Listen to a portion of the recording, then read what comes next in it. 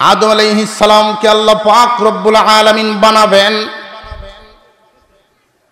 চারজন বড় বড় ফেরেশতা, তাদেরকে হুকুম দিলেন, যাও আমি আদম বানাবো, মাটি দিয়ে বানাবো।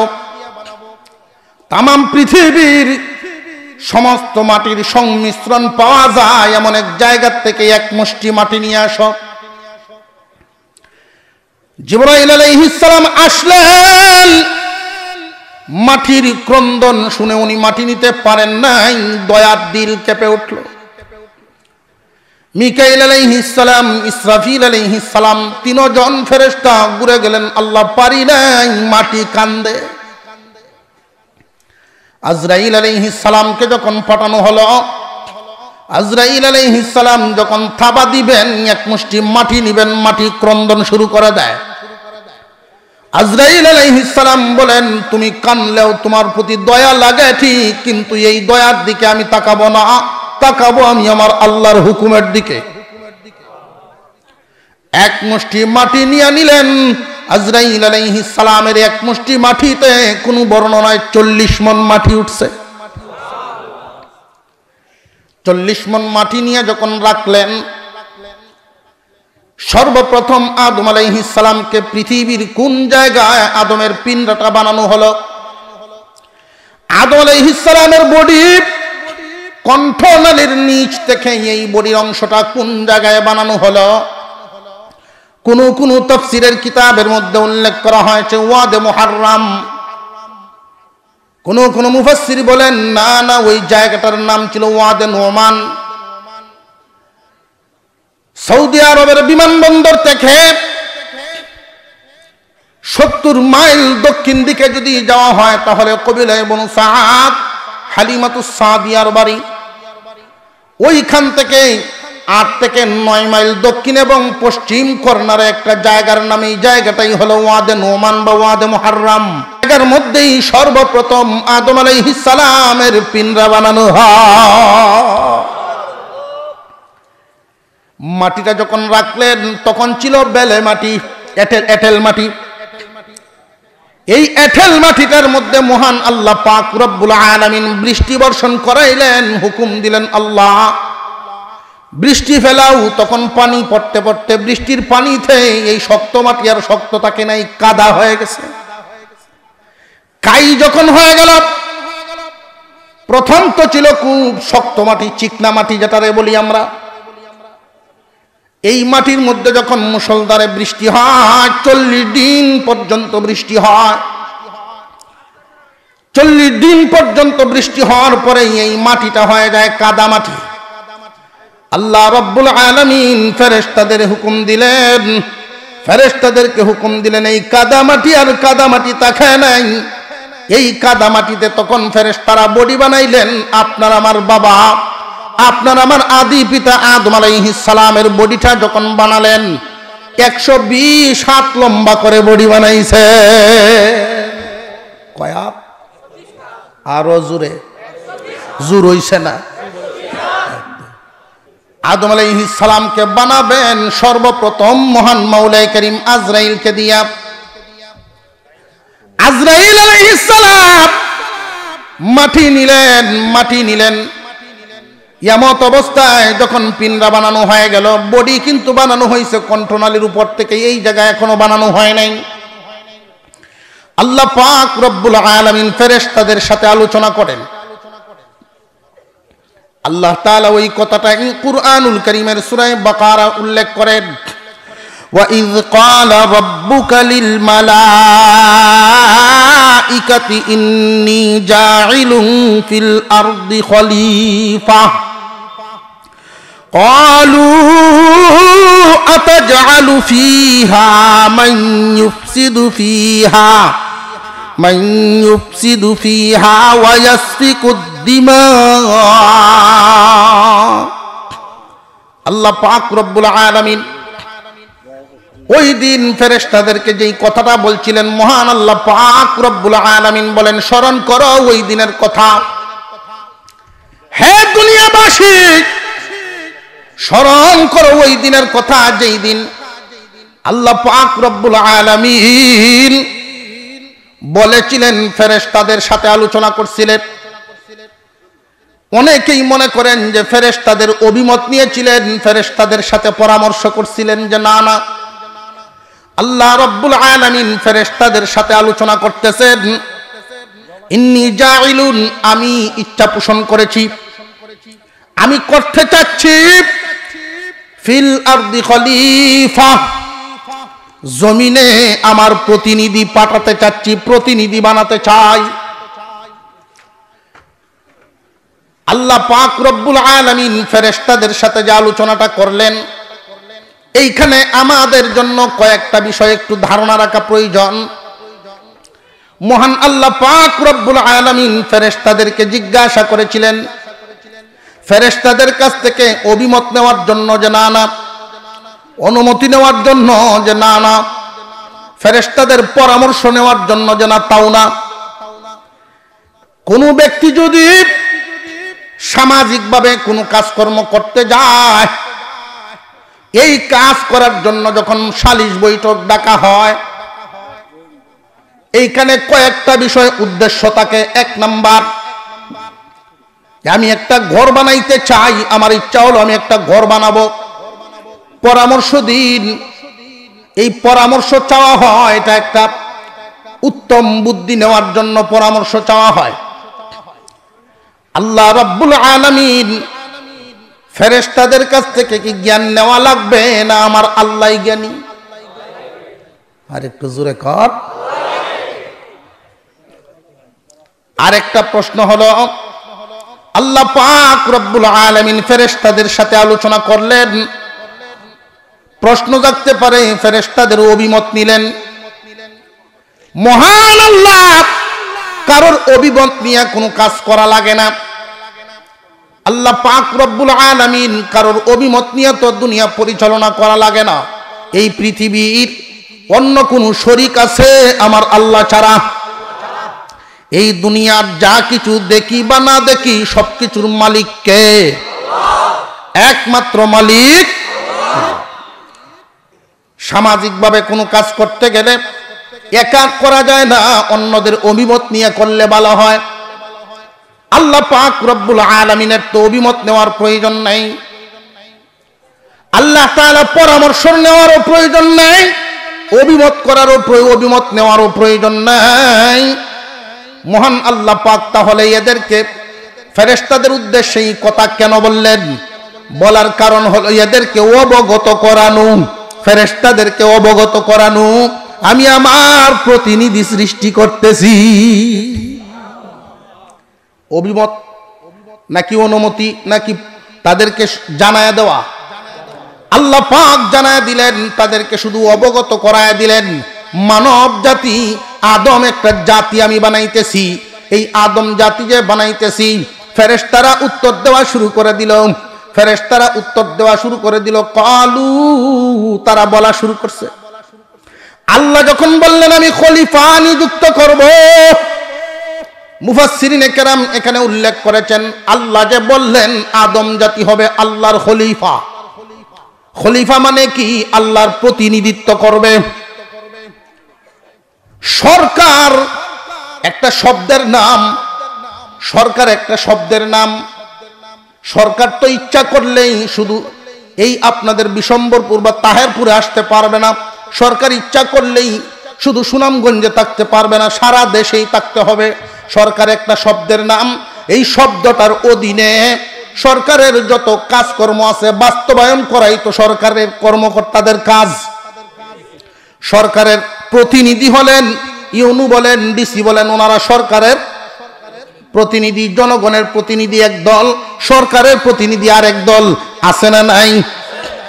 আল্লাহ পাক রব্বুল আলামিন ফেরেশতাদেরকে অবগত করায় দিলেন, জমিনে আমি আমার প্রতিনিধি সৃষ্টি করব। প্রতিনিধি সৃষ্টি করব যে আমি আল্লাহ তো যাব না, আমি আল্লাহর যত অভিমত, আমি আল্লাহর মর্জিটা বাস্তবায়ন করা হবে।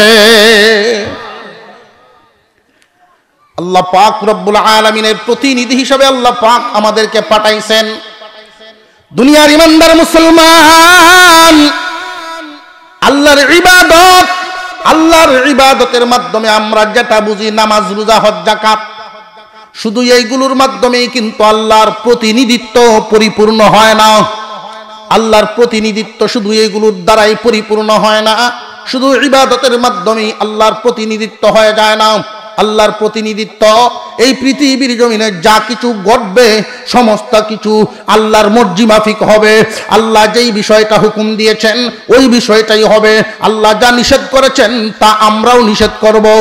তখন এই রকম মন মানসিকতা যখন আমার ভিতরে আসবে, আমি যদি পরিপূর্ণতার সাথে আল্লাহর হুকুমের ছায়াতলে চলে আসি, বুঝবো আমি একজন প্রতিনিধি হলাম, আল্লাহর প্রতিনিধি আদম। মহান আল্লাহ যেই উদ্দেশ্যে আদম সৃষ্টি করেছেন আমার দ্বারা সেই উদ্দেশ্য সফল। ফেরেশতাদেরকে যখন বললেন, ফেরেশতারা জবাব দিল, قالوا أتجعل فيها من يفسد فيها ويسفك الدماء। আল্লাহ, এমন জাতি আপনি বানাবেন, আপনি কি এমন জাতি সৃষ্টি করতেছেন যারা এই জমিনের সুশৃঙ্খল অবস্থাকে বিশৃঙ্খলায় পরিণত করবে? সুশৃঙ্খল, আপনার যে সুশৃঙ্খল ব্যবস্থা আছে দুনিয়ার, এই সুশৃঙ্খল ব্যবস্থাপনাকে বিশৃঙ্খলায় পরিণত করবে, একে অপরে রক্ত জড়াজড়ি করবে, রক্তারক্তি করবে, এমন জাতি বানাবেন। প্রভু, আপনার পবিত্রতা বর্ণনা করা, আপনার তাসবিহ পাঠ করা, আপনার সন্তুষ্টি স্বীকার করা আমরাই তো করতেছি।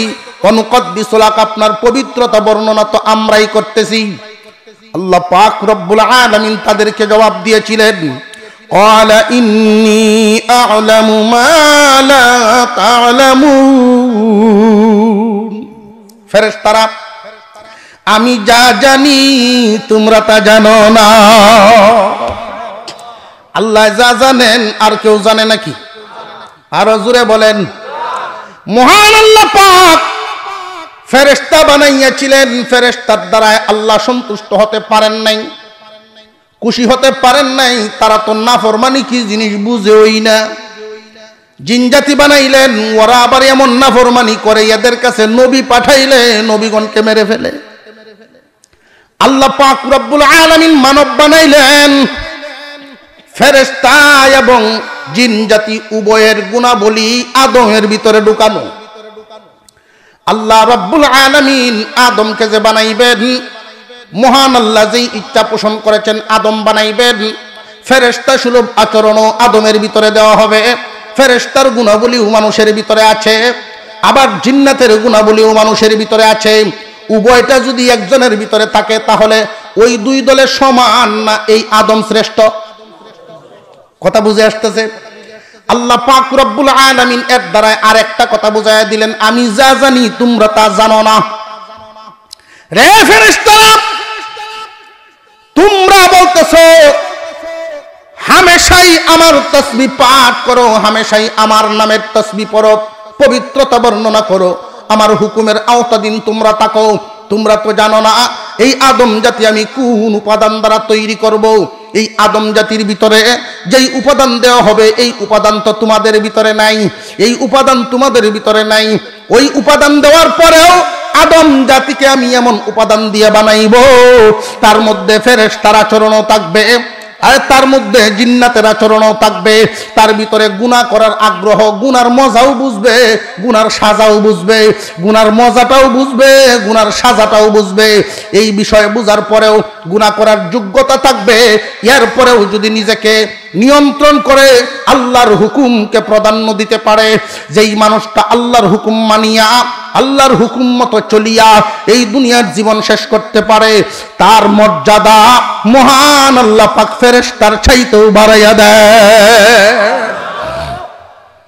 মানুষের মধ্যে কিছু মানুষ এমন হন, আল্লাহ পাক রব্বুল আলামিন আদম জাতির ব্যাপারে বর্ণনা দেন এক আয়াতের মধ্যে, ওয়ালাকাদ কাররামনা বানি আদম, ওয়ালাকাদ কাররামনা বানি আদম ওয়া হামালনাহুম ফিল বাররি ওয়াল বাহরি ওয়া রাযাকনাহুম মিনাত তাইয়্যিবাত। আল্লাহ পাক রব্বুল আলামিন বলেন, এই আদম জাতিকে আমি সৃষ্টির সেরা সম্মানিত ঘোষণা করলাম। সৃষ্টির সেরা সম্মানিত ঘোষণা করলেন কে? আমাদের সৃষ্টিকর্তাকে। এই দুনিয়ার যা কিছু দেখি বা না দেখি সবকিছুর সৃষ্টিকর্তা কে? যিনি আমারে বানাইছেন, আপনারে বানাইছেন, উনি ঘোষণা দিলেন আদম জাতিকে আমি শ্রেষ্ঠ বলিয়া ঘোষণা দিলাম। এই জাতিকে আমি শ্রেষ্ঠ বলিয়া ঘোষণা দিলাম। এই জাতির জন্য পাশাপাশি কিছু নিয়ামতও দিয়া দিলাম। এই জাতি আদম জাতি দুনিয়াতে বসবাস করবে, কিছুদিনের জন্য অবস্থান করবে। এই অবস্থান করতে গিয়া আদম জাতি দুনিয়াতে বেঁচে থাকার জন্য যা যা উপকরণ দরকার আদম জাতিকে পাঠাইবার আগেই দুনিয়া আমি সাজায়া রাখছি। আল্লাহ পাক রব্বুল আলামিন আমাদের রিজিকের ফয়সালা করছেন না করছেন না? আল্লাহ তাআলা মাটি দিয়ে আমাদেরকে কেন বানাইবেন, কেন বানাইলেন, কারণ কি? মুফাসসিরিনে কেরাম কয়েকটা কারণ উল্লেখ করেছেন। এই কারণগুলোর মধ্যে একটা কারণ হলো এই আদমকে মাটি দ্বারা বানানোর কারণ হলো এই পৃথিবীর জমিনে আদম বসবাস করবে। এই আদমের খাবার দাবার, রিজিক, ঔষধ, কাপড় চোপড় যা কিছু আছে সব কিছু মাটির উপাদান থেকেই তৈরি হবে। একটু জোরে কন্যা সুবহানাল্লাহ। আল্লাহ পাক রব্বুল আলামিন সব ব্যবস্থা মাটির থেকেই করবে। আদম আলাইহিস সালামকে বানাবেন, জিবরাইল আমিন মাটি আনতে পারেন নাই, 3 ফেরেশতা ঘুরে আসছিলেন, মনে আছে? আজরাইল আলাইহিস সালাম যখন মাটি এনে জমা দিলেন, আল্লাহ বলেন, রে ফেরেশতারা, আজরাইল মাটি এনে হাজির করেছে। এমন একটা কাজ আজরাইলকে দেওয়া হবে যেই কাজ অন্য ফেরেশতা দিয়া হবে না। এমন একটা কাজেই দেওয়া হবে যেই কাজটা অন্যদেরকে দেওয়া হবে না। জিবরাইল আলাইহিস সালামের দিলে আজরাইলের চাইতে মায়া মমতা বেশি। কম না বেশি? বেশি না হইলে আবার মাটি আনেন না কেমন? বেশি হওয়ার কারণে এই মাটি আনতে পারেন নাই, মিকাইলেও পারেন নাই, ইসরাফিলেও পারেন নাই। আজরাইল আলাইহিস সালাম মাটি আনছেন। রে আজরাইল, এমন এক দায়িত্ব তোমাকে দেওয়া হবে যেই দায়িত্ব পালন করার জন্য আর কোনো ফেরেশতা নাই, তুমিই পারবা। মার সামন থেকে ছেলেকে নিয়ে আসবে। আজরাইল আলাইহিস সালামের দয়া মায়া লাগে না। বাবার সামন থেকে সন্তান নিয়ে যায়, সন্তানের সামন থেকে বাবাকে নিয়ে যায়, ভাইয়ের সামন থেকে ভাইকে নিয়ে যায়। আল্লাহর হুকুম পালন করতে গিয়া দয়া মায়ার দিক তোয়াক্কা করে না। আজরাইল আলাইহিস সালামকে আল্লাহ বলেন, এই দায়িত্ব, মানুষের জান কবজ করার দায়িত্ব, মৌতকে আনা নেওয়ার দায়িত্ব তোমাকেই দেওয়া হবে।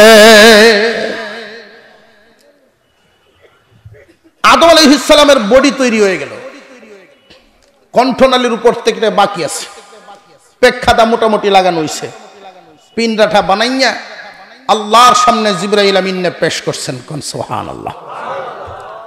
আল্লাহ পাক রব্বুল আলামিন বলেন, আনো আমার প্রিয় জাতি, আমার সামনে আনো।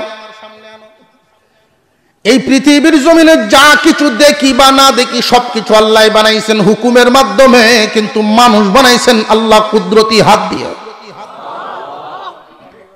এই মানব জাতি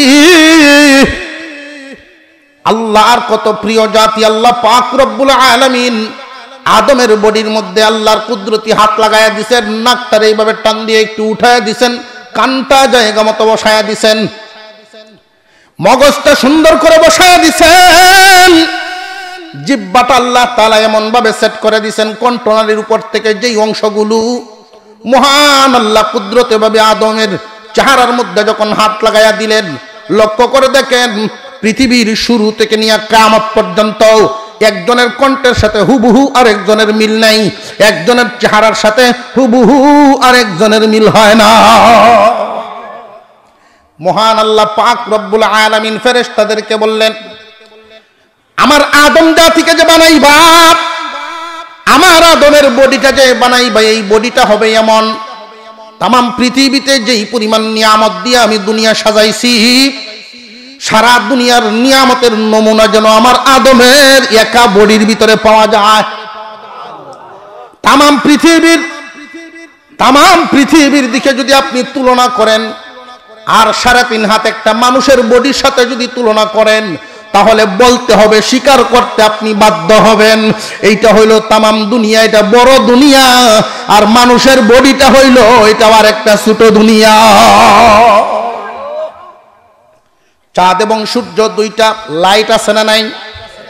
রে মানব জাতি, আল্লাহ পাক রব্বুল আলামিন মানুষের দুইটা চক্ষু দিয়া দুইটা লাইট ইঙ্গিত করেছেন। আল্লাহ পাক রব্বুল আলামিন এই দুনিয়ার ভারসাম্য ঠিক করেছেন। কোন জায়গায় পানি বেশি, মহাসমুদ্র, কোন জায়গায় ওই সমুদ্রের পানি, নদী নালা খাল বিল আছে না নাই? বড় বড় নদী, ছোট ছোট নদী আছে না নাই দুনিয়াতে? মানুষের বডির ভিতরে রগ, যেই রগগুলো দিয়া রক্ত চলাচল করে, কোন কোন রগ মোটা হয়, কোন রগ চিকন হয়, আছে না নাই? এই নদী নালা খাল বিলের মধ্যে মাছ, বিভিন্ন প্রজাতির প্রাণী আছে না নাই?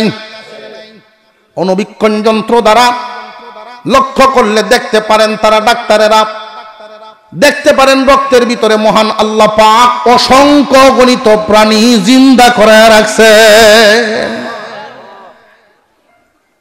মানুষের বডিটা একটা ছোট দুনিয়া। আদম আলাইহিস সালামের এই বডিকে বানানোর পরে আল্লাহ তাআলা সূর্যকে হুকুম দিলেন, তাপ দাও, হিট দাও। সূর্যের হিটের কারণে পরে টন টন টন টন আওয়াজ করে, এত শক্ত হয়ে গেল। আল্লাহ পাক রব্বুল আলামিন আদমের বডিকে এত সুন্দর করে বানায় দিলেন। তামাম পৃথিবীর কত কিছু আবিষ্কার করতে পারে মানুষ, বিজ্ঞান কত উপরে, কিন্তু একটা মানুষ বানাতে পারবে না। মানুষ বানাইছেন কে? আরো জোরে কোন কে? জোরে কোন কে? আল্লাহ। মানুষের একটা অঙ্গ জিহ্বা, এই জিহ্বাটার দিক লক্ষ্য করে দেখেন, এই জিহ্বাটার মধ্যে আল্লাহ তাআলা 3000 অসাধন বসায় দিছে। 3000 স্বাদ গ্রহণ করতে পারে, 3000 প্রকারের, একটার সাথে আর একটা মিলবে না। মহান মাওলা মানুষের বডিটারে যে বানাইলেন, যেই জায়গায় চোখ দরকার ওখানেই চোখটা বসাইছেন, যেখানে নাক দরকার ওইখানেই নাকটা বসাইছেন। মহান আল্লাহ মানুষকে যে বানাইছেন, আল্লাহ কোরআনে এক আয়াতের মধ্যে বলেন, লাকাদ খলাকনাল ইনসানা ফি আহসানি তাকওয়িম, নিশ্চয়ই নিশ্চয়ই মানুষকে আমি সৃষ্টির সেরা সুন্দর করে বানাইলাম। সৃষ্টির সেরা সুন্দর মানুষ। এই সৃষ্টির সেরা সুন্দর কেন বলা হলো? আদম সৃষ্টির রহস্য নিয়ে আলোচনা করলে আমার মতো মানুষের তো জিন্দিগি শেষ হইব, আলোচনা শেষ হইত না। আল্লাহ পাক রব্বুল আলামিন মানুষকে এত সুন্দর বলে ঘোষণা, কারণ কি? তামাম পৃথিবীর যত সুন্দরই তুমি দেখো না কেন, মানুষের মতো সুন্দর আল্লাহ কোনো কিছুই বানান নাই। এই কথা কার? আরো জোরে কন। কথায় কথায় সাজায়। এক বেটায় বউরে খুব মায়া করে, সাংঘাতিক আদর করে বউরে। বেটা খুব একটা সুন্দর না, আলিম দেখিয়া আলেমরার সাথে চলাফেরা করে, আল্লাহওয়ালা দিনদার মানুষ, এত বড় আলিম না, আলেমদের সাথে চলাফেরা আছে, দিনদার মানুষ। খলিফা মনসুরের দরবারের একজন কর্মচারী ছিলেন। খলিফা মনসুরের দরবারের এই কর্মচারী তো স্বামী স্ত্রীতে খুব সাংঘাতিক মিল মোহব্বত। বর্তমান দুনিয়ায় স্বামী স্ত্রীর মিল মোহব্বত, পানেওয়ালা সংসার খুব কম। বর্তমান তো স্বামী স্ত্রী সংসার বুঝ আওয়ামী লীগ বিএনপির মতো।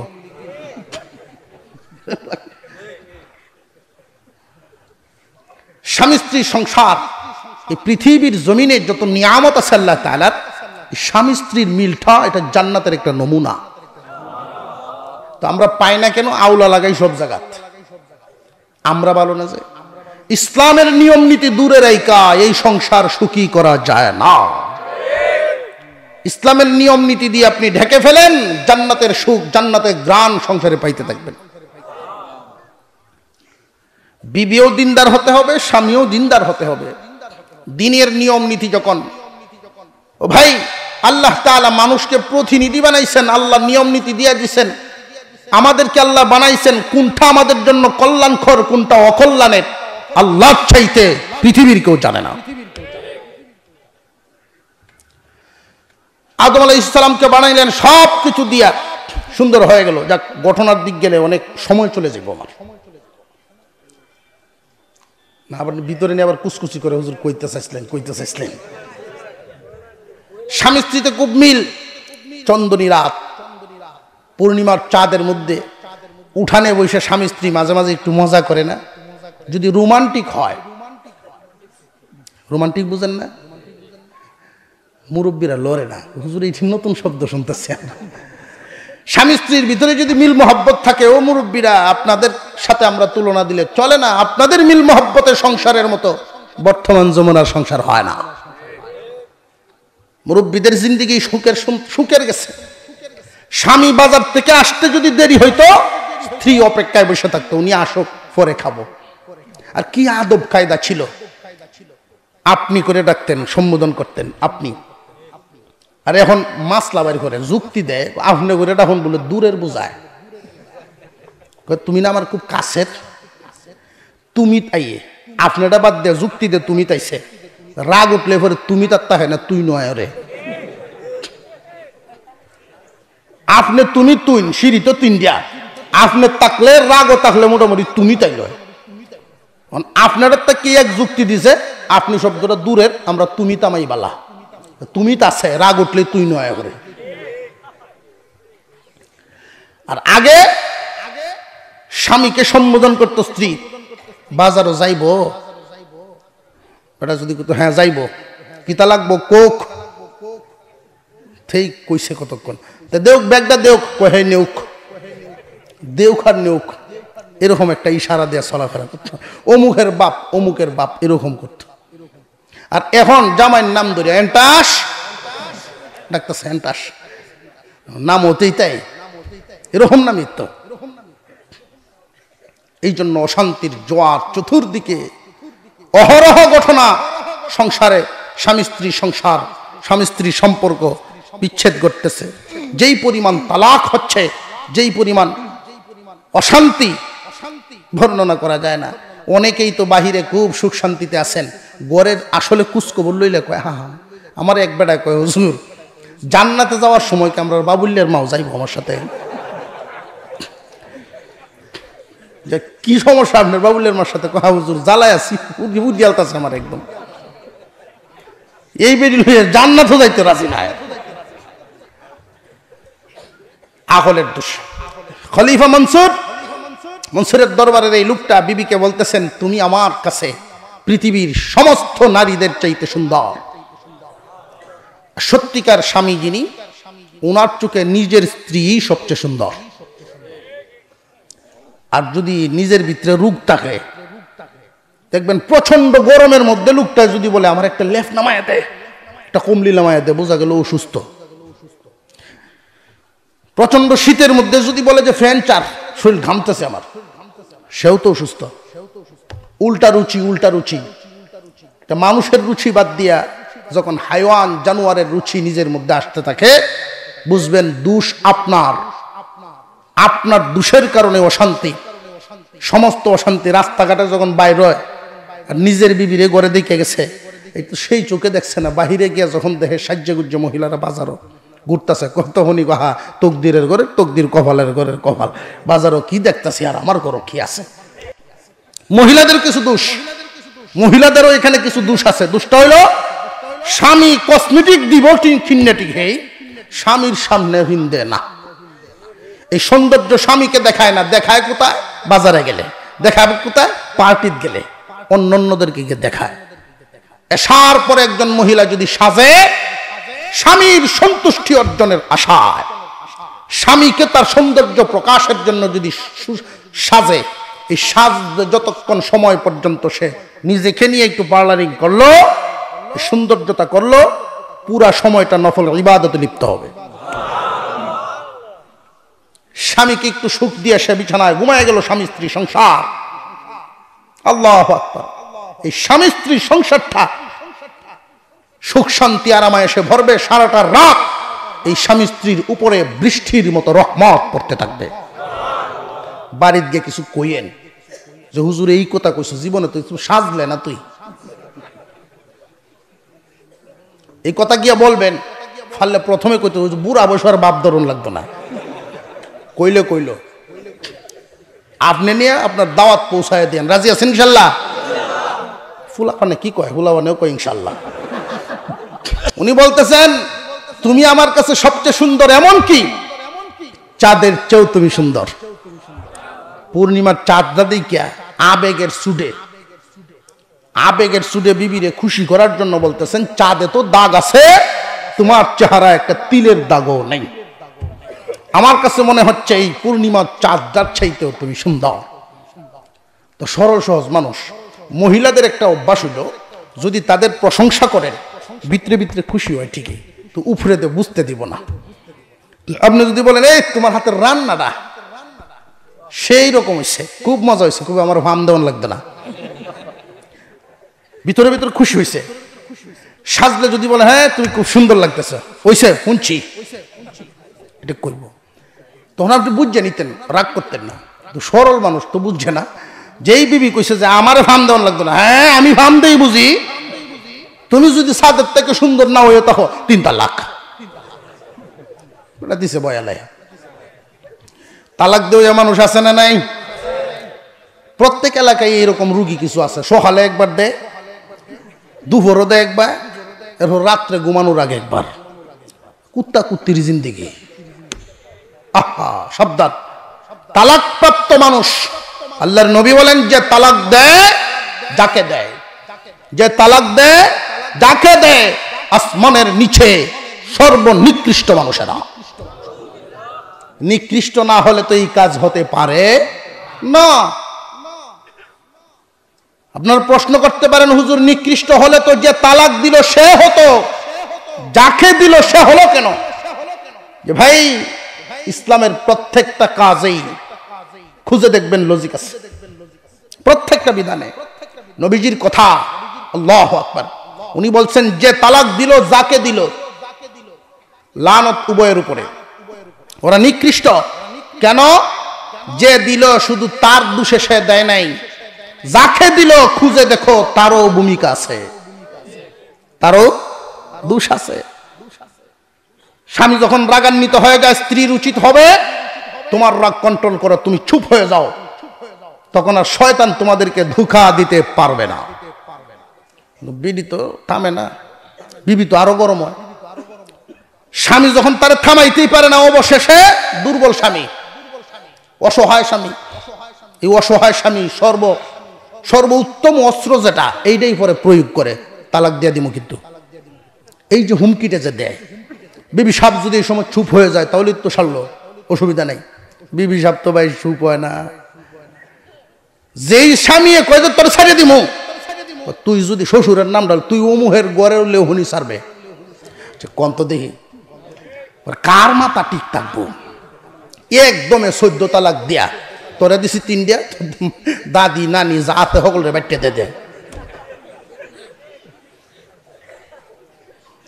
রাগে ছুটে উনিও বলে ফেলছেন 3 তালাক, চাঁদের চাইতে যদি সুন্দর না হয় তখন। আবু হানিফা রহমাতুল্লাহ আলাইহির যুগ, পরের দিন তো বিবি কিছু মাসালা জানতেন, উনি পর্দার আড়ালে চলে গেছে। ফয়সালা হতে হবে, যদি আমি একজন মানুষ চাঁদের সামনে কিভাবে নিজেকে রূপবতী মনে করি। একটা চাঁদ আসমানে উদয় হওয়ার পরে পৃথিবীর কোনায় কোনায় আলো পৌঁছায় দেয়, আর একজন মানুষ যত সুন্দরই হোক না কেন একটা রুমেই তো আলোকিত করতে পারবে না। যদি পশ্চিমা বিশ্ব থেকে ফর্সা সুন্দর ধবধবে মানুষও আনা হয়, এর পরেও তো আলো হবে না। পরের দিন যখন খলিফার দরবারে গিয়ে এই অভিযোগ পেশ করা হলো যে হুজুর আমার তো কপালে এই দুর্দশা, আমি এমন এক কাজ করে ফেলছি, এখন কি করা? মুফতিগণকে ডাকা হলো, মুফতিরা ফতোয়া দিতেছেন একজন মানুষ যতই সুন্দর হোক না কেন চাঁদের চাইতে তো সুন্দর হতে পারে না। জেনে রাখবেন সব সময় সবকিছু তো জেহানে আসে না। ফতোয়া দেওয়া শুরু করছেন, তালাক হয়ে গেছে, তালাক হয়ে গেছে। আবু হানিফা রহমাতুল্লাহি আলাইহি তখন তিনি দাঁড়ায় বলেন তালাক হয় নাই। যে আপনি কেমনে বললেন তালাক হয় নাই? যে আল্লাহ বলছেন, আমি বলি নাই। আল্লাহ কি বলছেন? তখনই এই আয়াত কানা পরে উনি শোনায়া দিলেন, লাকাদ খালাকনাল ইনসানা ফি আহসানি তাকওয়িম, নিশ্চয়ই নিশ্চয়ই মানুষকে আমি সৃষ্টির সেরা সুন্দর করে বানাইলাম। রে দুনিয়াবাসী লক্ষ্য করুন, এই পৃথিবীর জমিনে যত বস্তু আছে আমরা দুই ভাবে চিন্তা করতে পারি। এক ভাগ হলো প্রাণী, আর এক ভাগ অপ্রাণী। এক ভাগের প্রাণ আছে, আরেক ভাগের প্রাণ নাই। যেগুলোর প্রাণ নাই এইগুলোর থেকে মানুষ উত্তম কিভাবে? আল্লাহ পাক রব্বুল আলামিন বুঝায় দিলেন, এই চাঁদ এবং সূর্যকে তোমরা দেখতে পারো যে সুন্দর আলোকিত। ওরা চাঁদ সূর্য যদিও আলোকিত হয়, আমি এদের ভিতরে রূহ দান করি নাই। তুমি মানুষকে আমি কালো বানাইলাম, তুমি মানুষকে আমি অন্ধ বানাইলাম, এরপরেও তোমার ভিতরে আমি রূহ দিয়েছি। রে দুনিয়ার মানুষ, ও প্রাণীর থেকে তুমি রূহের কারণে শ্রেষ্ঠ। আর প্রাণী জগৎ থেকে, এই প্রাণী জগতের মধ্যে তুমি সুন্দর, তুমি শ্রেষ্ঠ কেমনে জাননি? তোমার বডিটা আর অন্যান্য প্রাণীর বডির আকৃতি অনেক বেশ কম। তোমার বডি অন্যান্য প্রাণীর বডি অনেক বেশ কম করিয়া বানাইলাম। তোমার এক একটা অঙ্গে অনেক ধরনের গুণ আমি দান করলাম। মানুষের জিহ্বাটা নিয়ে আমরা একটু চিন্তা করে দেখি। গরু যদি জিহ্বা দিয়ে ঘাস খায়, গরুর জিহ্বার মধ্যে স্বাদ গ্রহণ করার ক্ষমতা আছে না নাই? ভালো খাবার দিলে বেশি খায়, মন্দ খাবার দিলে কম খায়। এতে বোঝা গেল মজা বেমজা সেও। মানুষও তো জিহ্বার মধ্যে এই ক্ষমতা আছে, যেটাকে বলে কুওয়াতে যায়কা। স্বাদ শক্তিটা জিহ্বার মধ্যে আল্লাহ তাআলা দান করেন। প্রত্যেক প্রাণীরই আছে, মানুষেরও স্বাদ শক্তি জিহ্বার মধ্যে আছে। কিন্তু মানুষের জিহ্বার মধ্যে এমন একটা শক্তি আল্লাহ আলাদা দিয়েছেন, যেটা অন্য কোনো প্রাণীকে মাওলায় দান করেন নাই। আল্লাহ পাক রব্বুল আলামিন বলেন, আর-রাহমানু আল্লামাল কুরআনা খালাকাল ইনসানা আল্লামাহুল বায়ান। রে মানুষ, সমস্ত প্রাণীরা জিহ্বার মাধ্যমে স্বাদ গ্রহণ করতে পারে, এই শক্তি আমি তাদের জিহ্বায় দান করেছি। কিন্তু তোমার জিহ্বায় শুধু স্বাদ শক্তি দান করি নাই, কথা বলার শক্তিও দান করলাম। আমাদের অঙ্গ প্রত্যঙ্গের দিকে একটু তাকান। আল্লাহু আকবার। গাড়ির মধ্যে বসে বসে আমি মাঝে মাঝে চিন্তা করি, আচ্ছা এই ফা বাখায় আর কতক্ষণ রাখা যায়? নেত্রকোনা থেকে এইভাবে ঘুরে ভৈরব হয়ে আসতে আসতে 10 ঘন্টা সময় লাগছে। 10 ঘন্টার উপরে লাগছে। তো 10 ঘন্টার উপরে কতক্ষণ নামাজের টাইমে উঠি, নাইমে কতক্ষণ একটু হাঁটাচড়া, পায়ে ব্যথা এসে যায়। মনে মনে চিন্তা করি, আচ্ছা নাট বল্টু সিস্টেম যদি থাকতো, নাট বল্টু সিস্টেম, তাহলে ব্যাগও বইরে মাথার তলে দিয়ে কিছুক্ষণ ঘুমাইয়া পরে উঠি আবার না লাগাই আনলাম। মনে মনে চিন্তা হইতেছে। আল্লাহু আকবার। হঠাৎ যখন সামনে লক্ষ্য করে দেখি যে একজন মানুষের অবস্থা খুব হায়ুতাস করতেছে, ওর মানি ব্যাগ হারায় গেছে। মানি ব্যাগের ভিতরে টাকা পয়সা ছিল, এটাও হারায় গেছে। আমার চিন্তা হইলো যে আমি যে মনে মনে ভাবছিলাম যে ব্যাগের ভিতরে রাখার জন্য মাথা হাত পাও খুললিয়া নাট খুললে যে থইতাম, যদি ব্যাগ চুরি হয়ে যেত তখন কি গতি হইল? আল্লাহু আকবার, আল্লাহ। মানুষকে সুন্দর করে বানাইছেন কার জন্য, কোনটা কিভাবে উপযোগী হবে সবচাইতে জানেন কে? আল্লাহ পাক রব্বুল আলামিন আদমের বডি বানাইলেন, রূহ ভিতরে দেওয়ার দরকার। এই রূহ যখন প্রবেশ করাইলেন, রূহটা সর্বপ্রথম আদমের বডির ভিতরে প্রবেশ করে বাহির হয়ে চলে আসে, থাকে না। ভিতরটা অন্ধকার। এই অন্ধকার বডির ভিতরে রূহ থাকবে না, থাকবে না। আল্লাহ পাক রব্বুল আলামিন জিবরাইল আলাইহিস সালামকে বলে দিলেন, তাকায় দেখো, আমি একটা নূর এক জায়গায় জমা করে রাখলাম। এই নূরকে আইনা আদমের কপালের মধ্যে গসিয়া দাও। যেই মাত্র আদমের কপালের মধ্যে গসা দিল, এই নূরেই ছিল নূরে মুহাম্মাদি। যেই মাত্র গসা দিল, আদমের ভিতর আলোকিত হইয়াছে, তখনই তার ভিতরে রূহ ঢুকিয়া যায়। আদম আলাইহিস সালাম উঠে বসে একটা হেঁচি দিলেন, হাসি, বুঝছেন তো, হাসি। হাসি যখন দিলেন, হাসি দেওয়ার সাথে সাথে কুরাকারা অনেক কিছু ময়লা বাহির হইছে। হাসি দেওয়ার পরে আপনারা লক্ষ্য করবেন, হাসির সময় আমাদের নাকের দুই নাল দিয়ে কিছু তরল পদার্থ বাহির হয়, হয় কি হয় না? বিজ্ঞান এটাকে রিসার্চ করছে, করে তারা বলছে একজন মানুষ সারাদিন পরিশ্রম করার পরে তার ভিতরে যে একটা ক্লান্তি আসে, এই মানুষটা যদি হাসি দেয়, হাসি দেওয়ার পরে যে জামগুলো হয়, এই হাসির সাথে যে পদার্থগুলো বাহির হয়, বহু ধরনের রোগ জীবাণু বাহির হয়ে যায়। আদম আলাইহিস সালাম সর্বপ্রথম হাসিটা দিয়ে রূহ যখন ভিতরে গেল, উনি জিন্দা হইলেন। আল্লাহু আকবার, আল্লাহু আকবার। আদম আলাইহিস সালামকে সর্বপ্রথম আল্লাহ বানাইলেন, রূহ ভিতরে দেওয়ার সাথে সাথেই উনি যখন উঠে বসলেন, বসেই হাসি দিলেন। হাসিটা দিয়ে উনি বলছিলেন আলহামদুলিল্লাহ। কি বলছিলেন? আল্লাহ পাক রব্বুল আলামিনের কাছে বড় ভালো লাগে গেছে। এই আলহামদুলিল্লাহ কিন্তু হাসি দেওয়ার পরে আমাদেরও বলা লাগে কিনা লাগে না? আমরা তো বলি না, আমরা হেসি দিয়ে কেউ মাইকগু। হাসি দেওয়ার পরে আলহামদুলিল্লাহ বলা, আর এই আলহামদুলিল্লাহ পাশের কোনো মানুষ যদি শুনে ফেলেন, তার জন্য ওয়াজিব হয়ে যায় ইয়ারহামুকাল্লাহ বলা। ইয়ারহামুকাল্লাহ বলে দেওয়া হাসির জবাব। যদি এই ইয়ারহামুকাল্লাহ আর একজনে শুনে ফেলেন, ওনার জন্য উচিত ইয়াহদিকুমুল্লাহ। এই হাসির জবাবের বড় গুরুত্ব। এই সময় আলহামদুলিল্লাহ বলবো, মনে থাকবে ইনশাআল্লাহ হাসি দিয়া। ছোট ছোট বাচ্চাদেরকে আমরা শিখাই দিব, অভ্যাসে পরিণত হয়ে যা। আদম আলাইহিস সালামকে আল্লাহ পাক রব্বুল আলামিন ফেরেশতাদের সামনে হাজির করলেন। তিনি বললেন, রে ফেরেশতারা, দেখো আদমকে আমি প্রতিনিধি বানাবো। ফেরেশতারা যে একটা কথা বলছিলেন, এমন এক জাতিকে আপনি প্রতিনিধি বানাবেন যারা আপনার বিধিবিধান, আপনার সাজানো দুনিয়াকে বিশৃঙ্খলায় পরিণত করবে, সুশৃঙ্খল অবস্থাটাকে বিশৃঙ্খলায় পরিণত করবে, মারামারি কাটাকাটি করবে। এর দ্বারা কিন্তু তারা বুঝাইল অবুঝ জাতি প্রতিনিধিত্ব কেমনে করবে, অবুঝ জাতি প্রতিনিধিত্ব কেমনে করবে। এই কথার দ্বারা এটাই বোঝায় এরা তো আপনার প্রতিনিধিত্ব করতে পারবে না। ফেরেশতাদের কথার দ্বারা এটা বোঝা যায়নি না যায় না?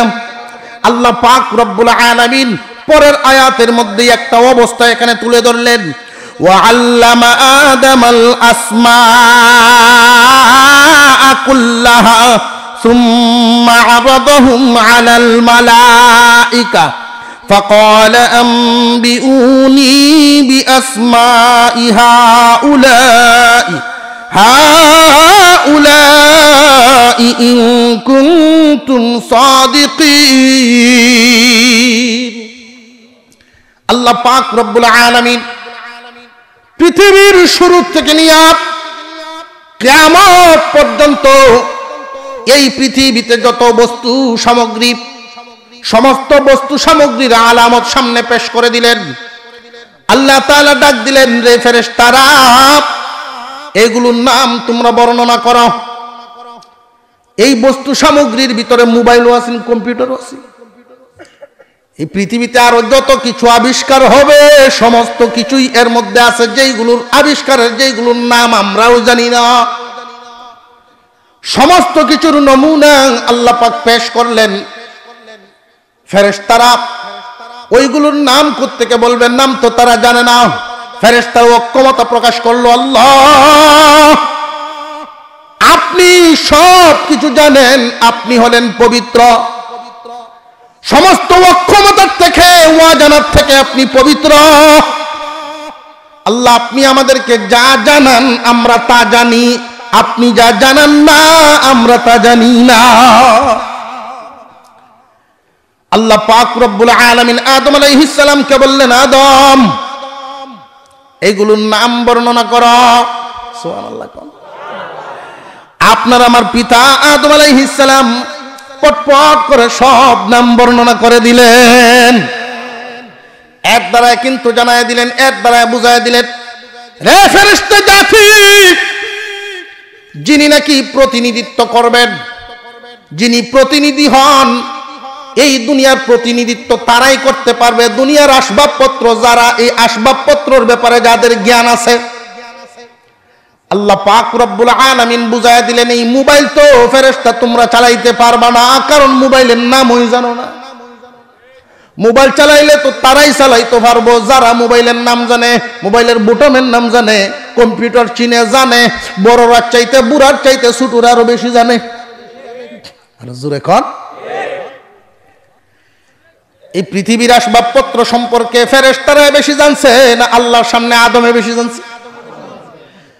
ফেরেশতাদেরকে আল্লাহ হুকুম দিলেন, রে ফেরেশতারা, আমি কি বলছিলাম না, আমি যা জানি তোমরা তা জানো না, আমি যা জানি তোমরা তা জানো না, এমনকি আসমান জমিনের গভীর স্থলেও যা আছে আমি আল্লাহর জ্ঞানের বাহিরে নাই। সুতরাং আমি তোমাদেরকে হুকুম দিচ্ছি, আদমকে সেজদা করো, আদমকে সেজদা করো।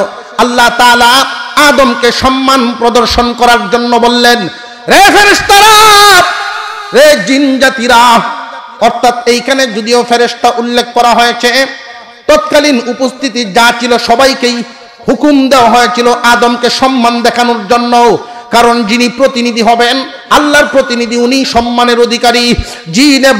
জিন এবং ফেরেশতা উভয় দলের গুণ আদমের ভিতরে দেওয়া হয়েছে। উনি গুণের দিক দিয়া, জ্ঞানের দিক দিয়া আদম জাতি হলো শ্রেষ্ঠ, সুতরাং সম্মান পাওয়ার যোগ্য, সম্মান পাওয়ার যোগ্য। আল্লাহ পাক রব্বুল আলামিন বলেন, وَإِذْ قُلْنَا لِلْمَلَائِكَةِ اسْجُدُوا لِآدَمَ فَسَجَدُوا إِلَّا إِبْلِيسَ أَبَى وَاسْتَكْبَرَ وَكَانَ مِنَ الْكَافِرِينَ। আল্লাহ পাক রব্বুল আলামিন বলেন, স্মরণ করো ওই দিনের কথা, মহান আল্লাহ হুকুম দিয়েছেন আদম জাতিকে সম্মান দেখানোর জন্য। এইটাকে আবার একদল মানুষ এই পৃথিবীর জমিনে দলিল দেয়, আল্লাহ ফেরেশতাদেরকে হুকুম দিছিলেন আদমকে সেজদা করার জন্য, তাহলে পীরের সেজদা দিলে গুনাহ কি? পীরের পায়ে সেজদা দে ওয়া কিছু মানুষ জমিনে আছে না নাই? খুব সাবধান। আল্লাহ যে বলছিলেন আদমকে সেজদা দেওয়ার জন্য, তুমি যদি তোমার পীরকে আদম মনে করে সেজদা দাও, তুমিও তো আদম সন্তান, তুমিও তো আদম, তোমার পীরেও তো তোমারে দিব। আরো জোরে কর, আর একটু জোরে খান। তাহলে তো শুধু তোমরাই সেজদা দিতে দিতে জান শেষ, নামাজ পড়বা কুম্বালা। আল্লাহ পাক রব্বুল আলামিন আদমকে সম্মান প্রদর্শন করার জন্য বললেন, এই সম্মান দেখানোর জন্য যেই পদ্ধতিটা উনি বলে দিলেন, وَإِذْ قُلْنَا لِلْمَلَائِكَةِ اسْجُدُوا لِآدَمَ, আদমকে সম্মান দেখাও। এই সম্মান দেখাইবার জন্য আল্লাহ বলেন সেজদায় লুটায় পড়ো। মহান মৌলা করিম হুকুম দেওয়ার সাথে সাথেই ফেরেশতারা লুটায় পড়ছে। আবা ওয়াস্তাকবার ইল্লা ইবলিস, ইবলিস ব্যতীত ইবলিস দেয় নাই। ওয়া কানা মিনাল কাফিরিন, সে অস্বীকারী হয়ে গেল, কাফিরদের অন্তর্ভুক্ত হয়ে গেল। এই কাফিরদের অন্তর্ভুক্ত হওয়ার কারণ কি?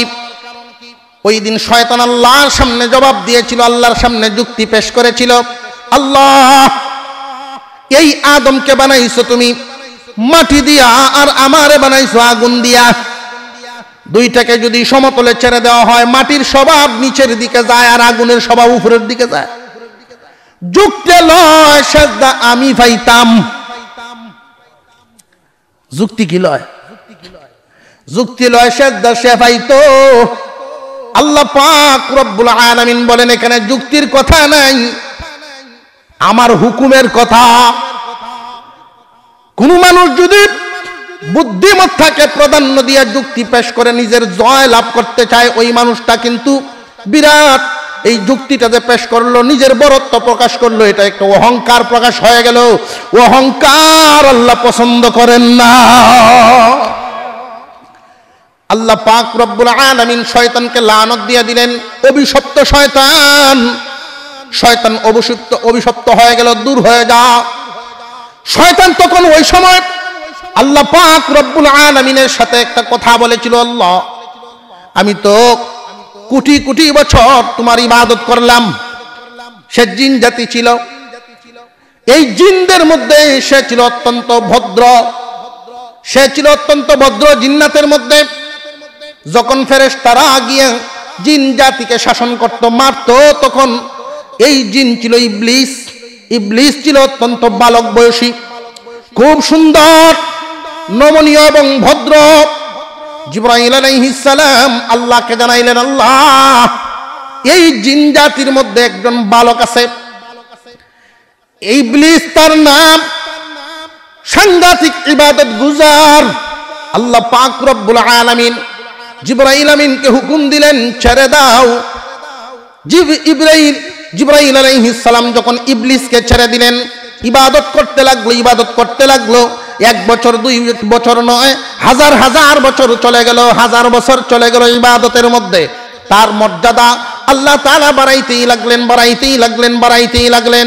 ইবলিসকে অবশেষে এই জমিনের রাখেন নাই, আসমানে উঠায় নেওয়া হলো। তার ইলম বাড়তেই আছে, যোগ্যতা শুধু বাড়তেই আছে। অবশেষে এমন এক অবস্থায় পৌঁছে গেল, আল্লাহ তাআলা জিন জাতিকেও বানাইছেন, ফেরেশতা জাতিকেও তো আল্লাহই বানাইছেন। এই উভয় দলের মধ্যে সে গুণে গুণান্বিত হয়ে গেল, এমন গুণে গুণান্বিত হইছে, এমন জ্ঞানে জ্ঞানী হইছে। আল্লাহ পাক রব্বুল আলামিন তার গুণাবলী দেইখা ফেরেশতারা যখন তার কাছে গিয়া পরামর্শ নেয়, শিক্ষা গ্রহণ করতে চায়, তখন আল্লাহ পাক রব্বুল আলামিন তার অনুমতি দিলেন, ফেরেশতাদেরকেও তালিম দিবা। মুআল্লিমুল মালাইকা, ফেরেশতাদের শিক্ষক এই ইবলিস, ফেরেশতাদের শিক্ষক নিয়োগ হয়ে যায়। কত সম্মানের অধিকারী হয়ে গেল। এই সম্মানের অধিকারী হওয়ার পরে অহংকারী হইয়া যায়। মাটির তৈরি মানুষ আমার সেজদা কিভাবে পায়? মাটির তৈরি মানুষকে, আদম জাতিকে সেজদা না দেওয়ার কারণে আল্লাহ রাগান্বিত হয়ে গেছেন তার প্রতি। খুব জেনে রাখবেন, অহংকার পতনের, আরো জোরে কোন অহংকার পতনের, এই কথাটা মনে রাখবেন। অহংকার হলো আল্লাহর গায়ের চাদর। এই অহংকারের নমুনাটা কি? নমুনা কি রে ভাই?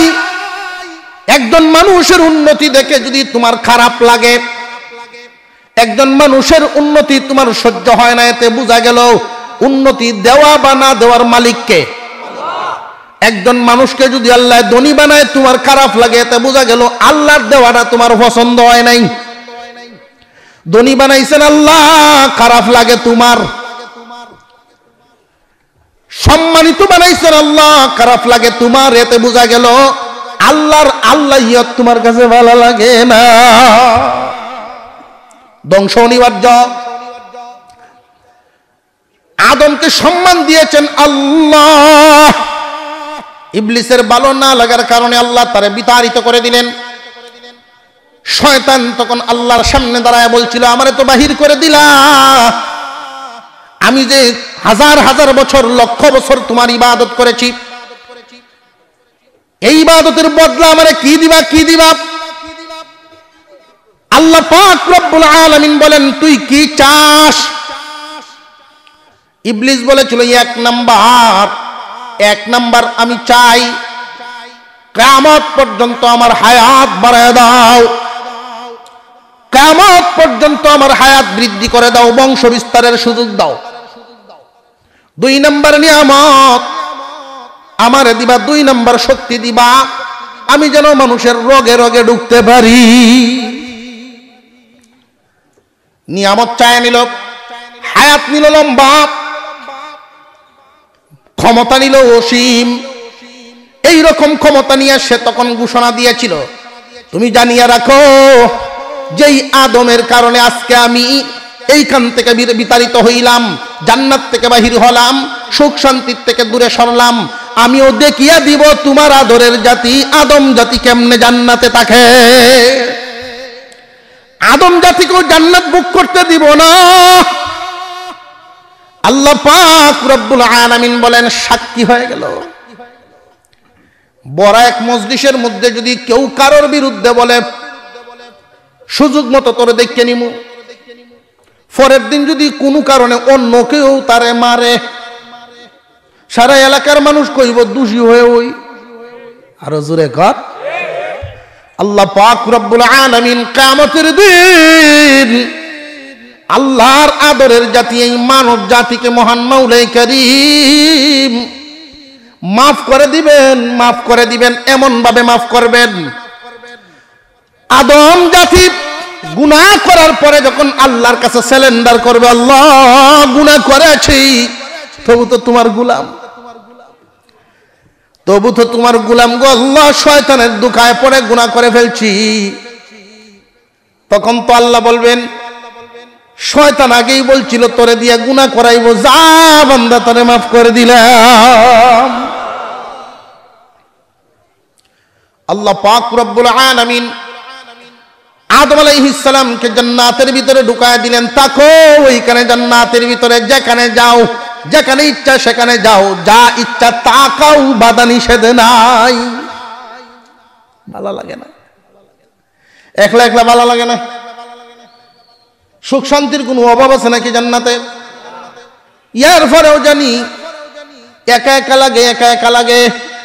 সব কুদরতের খেলা, বলেন আল্লাহু আকবার। আল্লাহ পাক রব্বুল আলামিন জিবরাইল আলাইহিস সালামকে জানায় দিলেন, আদম ঘুমে আছে, বাম পাজর থেকে একটা হাত, বাঁকা হাতটা, ছোট্ট হাতটা, এটা কইলে নাও। এই হাড়টা কিন্তু খুব ভালো করে বুঝেন, এই হাড়টা একদম হাড় বা কলিজার কাছের হাড়। এই যে হাড়টা, এই হাড়টা কিন্তু একদম হাড়ের কাছের, কলিজার কাছের।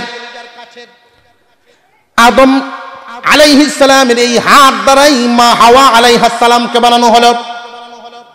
এই হাড়টা কি বাহিরের না ভিতরের? এখন আমাদের একটা প্রশ্ন জাগে, আদমকে আল্লাহ বানাইছিলেন দুনিয়ার থেকে মাটি নিয়া, হাওয়াকে আল্লাহ দুনিয়ার মাটি দিয়া বানান নাই, কারণ কি? তখন কি দুনিয়ার মাটি কমে গেছেন নাকি? আরো জোরে কর। কোন না কোনো হিকমত আছে না নাই? অবশ্যই কোনো হিকমত আছে। নারী এবং পুরুষের প্রতি একটা আকর্ষণ চুম্বকের মতো টানে। আপনি যতই কোন যে চোখটি ঠিক করেন, সব ঠিক হয়ে যাইব, কাম হইতো না। যতই বলেন চোখ ঠিক করেন, কাম হইতো না। আকর্ষণ তো ভাই এখান থেকে নেওয়া। আবার আমাদের সামাজিকভাবে একটা কথা প্রচলিত আছে, স্বামীর বাম পাজরের হাত দিয়া স্ত্রীকে বানানো। এটা কিন্তু আদম এবং হাওয়ার বেলায় খাস, আমরার বেলায় না। এমন মানুষও তো আছে রে ভাই, বিয়া করছে 11টা, শহরও একটা করে, যেই শহরও একটা করে, মাসে মাসে করে। যেই বেড়ার যদি দেখা যায় 10-11টা বিয়া করে, তাকে সাইডে তো ছাটনি তাকে করে, ছাটনি তো থাকতো না বলে। এটা আদম এবং হাওয়ার জন্য খাস। তবে আমাদের আব্বা আম্মার যে সৃষ্টির একটা আকৃতির একটা প্রভাব আমাদের মধ্যে পড়ে, এই জন্যই নারীর প্রতি পুরুষের দিলের টান এই হাড়ের কাছের আড্ডির দ্বারা তৈরি। মা জাতি পুরুষ জাতির হাড়ের নিকটের একদম কাছের বাঁকা হাড় দ্বারা তৈরি, এই জন্য আকর্ষণ টানে টানে। মুসলমান ভাইয়েরা, অনেক লম্বা আলোচনা। আল্লাহ তাআলা আদম এবং হাওয়াকে একসাথে বসাইছেন, হাওয়া তৈরি হয়েছে। আদম ঘুম থেকে উঠে দেখে ঘুমটা পড়া একজন মহিলা। জোরে কন্যা সুবহানাল্লাহ। উনি তো সর্বপ্রথমেই ঘুমটা পড়া দেখার জন্য চাইতেছেন যে দেখে লই খেলা। এর আগে তো কোনো সময় দেখছেন না যে লুবে হাত দিয়েছেন যে না না লুবে নয়, হাত দিছেন দেখার জন্য। আল্লাহ বলেন থামো, হালাল করিয়া লও, ইয়ার পরে ছও। হালাল করিয়া লও, এরপরে ছও। আমি আল্লাহ তো আছি সাক্ষী, জিবরাইল আমিন খুতবা ভরে দিব না। সুবহানাল্লাহ, জোরে কর। জিবরাইল আলাইহিস সালাম খুতবা পড়ে দিলেন, দেন মুহূর্ত লাগবো, আদমের পকেটে তো একটা টাকাও নেই। আমরা দেশের কিছু লোক যারা বাংলাদেশের ব্যাংক টাকা আডে না, সুইস ব্যাংক তো এরা যদি এই সময় থাকতো তাহলে আব্বার লাগিন কিছু টাকা ভাড়াইতো না, একটাও নেই। আল্লাহ পাক রব্বুল আলামিন বলেন, দোস্ত আমার প্রিয় আদম, টাকা লাগবে না, টাকা লাগবে না, 3 মর্তবা দুরূদ পড়ো আমার হাবিবের উপর। এই হাবিবকে আমাদের নবী, বিশ্ব নবী মুহাম্মদুর রাসূলুল্লাহ। এই 3 মর্তবা দুরূদ মা হাওয়ার দেন মহর আদায় হয়ে গেল। সুবহানাল্লাহ। ওনারা জান্নাতের ভিতরে আছেন। আল্লাহ পাক বলেন, যেখানে ইচ্ছা সেখানে যাও, যা ইচ্ছা তা খাও, কিন্তু একটা গাছ দেখায়া দিলেন। وَقُلْنَا يَا آدَمُ اسْكُنْ أَنْتَ وَزَوْجُكَ الْجَنَّةَ وَكُلَا مِنْهَا رَغَدًا حَيْثُ شِئْتُمَا وَلَا تَقْرَبَا هَٰذِهِ الشَّجَرَةَ فَتَكُونَا مِنَ الظَّالِمِينَ। আল্লাহ পাক রব্বুল আলামিন এত সুযোগ দিলেন, এত সুবিধা করলেন, আদর করিয়া আদম জাতি বানাইলেন, আদমের সুখের জন্য হাওয়া বানাইলেন। যেখানে ইচ্ছা সেখানে যাও, যা ইচ্ছা তা খাও, সব সুযোগ করিয়া দিলেন। শুধু একটা নিষেধ করলেন, এইখানে যাইও না, ধারে কাছেও না। যদি যাও তাহলে কিন্তু জালিমদের অন্তর্ভুক্ত হইয়া যাইবা। জালিমদের অন্তর্ভুক্ত কি? এই যে শয়তান, এই শয়তান তো নিজে জালেম, নিজেই নিজের উপরে জুলুম করছে। তুমি যদি আমার হুকুম অমান্য করো তাহলে ওই দলের অন্তর্ভুক্ত হয়ে গেলা, ওই কাজের কারণে আমার অসন্তুষ্টি তোমার উপরে চলে যাবে। আল্লাহ পাক রব্বুল আলামিন জান্নাতের ভিতরে থাকার অনুমতি দিলেন, যেখানে ইচ্ছা সেখানে যাও, যা ইচ্ছা তা খাও। এই শয়তান তাদেরকে কিভাবে ভুলাইলো, জান্নাত থেকে আল্লাহ কিভাবে বাইর করলেন, দুনিয়াতে দুইজনকে দুই জায়গায় পাঠাইলেন, স্বামী স্ত্রী বহুদিন পরে কানতে কানতে আল্লাহ দোয়া শিখাইয়া দিলেন। এই দোয়ার মাধ্যমে আবার মিলিত হলেন, দুনিয়ার জমিনে বংশধারা তৈরি হয়ে গেল। আল্লাহ তাআলা আদমকে জানাইয়া দিলেন, যাও, চিন্তা করিও না, গেছো তো শয়তানের ধোঁকায় পড়ে গেছো তো ঠিকই, আসার জন্য ব্যবস্থাপত্র আমি পাঠাবো, ওই জান্নাতে ঢোকার জন্য ব্যবস্থাপত্র পাঠাবো। যারাই গ্রহণ করবে তারাই জান্নাতে আসতে পারবে, যারা গ্রহণ করবে না তারা জান্নাত পাবে না। আজকের এই মাহফিল থেকে আমরা একটা সবক গ্রহণ করি, আল্লাহর হুকুম অমান্য করলে জাহান্নাম, আল্লাহর হুকুম পালন করলে জান্নাত।